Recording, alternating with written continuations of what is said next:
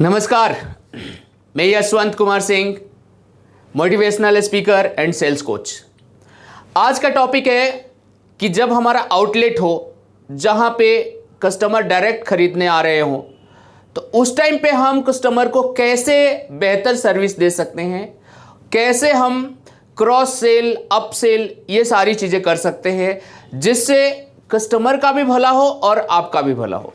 Because sales is everything and everything is sales. Without sales you can't make money, you can't make profit. Without money you can't fulfill your dreams or your employees dreams or your relatives dreams or anybody's dream. So again, let us focus how to make good sales, better sales and better sales. सो जैसे ही कोई customer आपके premises में आता है, आपकी दुकान में आता है, तो दो टाइप के कस्टमर आते हैं। एक आपका प्रोडक्ट देख के समझने के लिए कि क्या ये मेरे लायक है या क्या मैं ले सकता हूँ। दूसरा जिसको सचमुच ज़रूरत रहती है और उसको ये मालूम होता है कि यहीं से लेना है।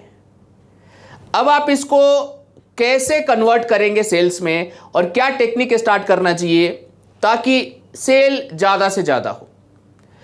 देखिए, आप एक चीज़ नोट करिए, जो बड़ी दुकानें आ रही है रिटेल की, लाइक डी मार्ट और इस टाइप की, तो ये कस्टमर को फ्रीडम दे रहा है कि आप अंदर आइए और अपने से सिलेक्ट करिए मटेरियल और जो आपको पसंद आता है उठाइए।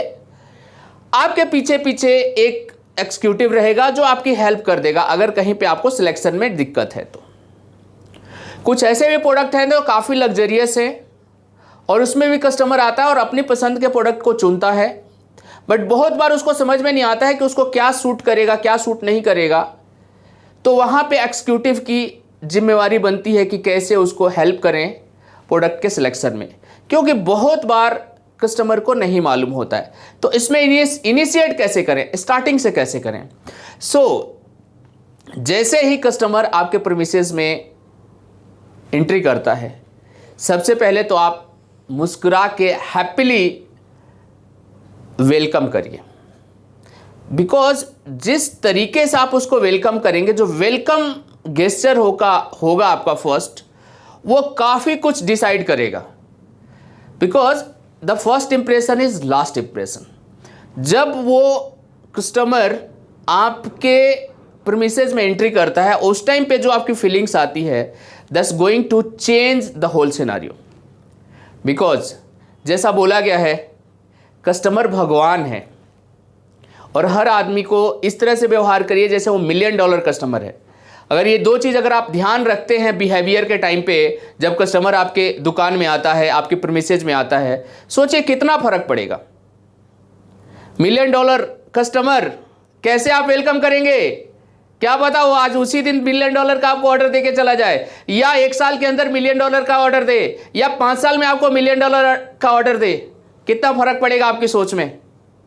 और वही सोच लेकर के हर कस्टमर का वेलकम करिए। Let the customer feel that he is a king, let the customer feel that he is the motivator और he is the god, and you prepare yourself कि आप कितना बढ़िया से कस्टमर का वेलकम कर पाते हैं आपके प्रीमिसेस में, आपके ऑफिस में, आपकी दुकान में।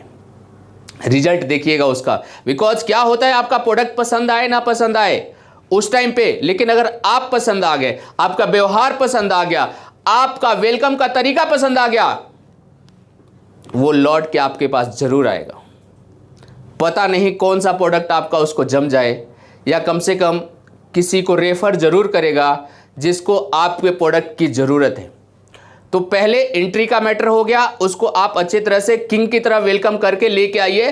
कुछ मत सोचिए कि अच्छा है, बुरा है, छोटा है, बड़ा है, क्योंकि हर आदमी किसी न किसी बड़े आदमी से जुड़ा हुआ है। वो हो सकता है छोटा हो लेकिन उसके रिलेशन में कोई बड़ा हो, किसी बड़े साहब का ड्राइवर हो सकता है, किसी बड़े घर का नौकर हो सकता है, या खुद भी बड़ा हो सकता है, कुछ भी हो सकता है। सो हमें उसको एकदम टॉप क्लास का वेलकम देना है।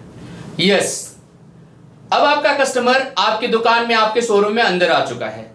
अब उसके साथ जो कंपनी करेगा, सेल्समैन या जो भी पर्सन, वो हाईली एक्साइटेड होना चाहिए।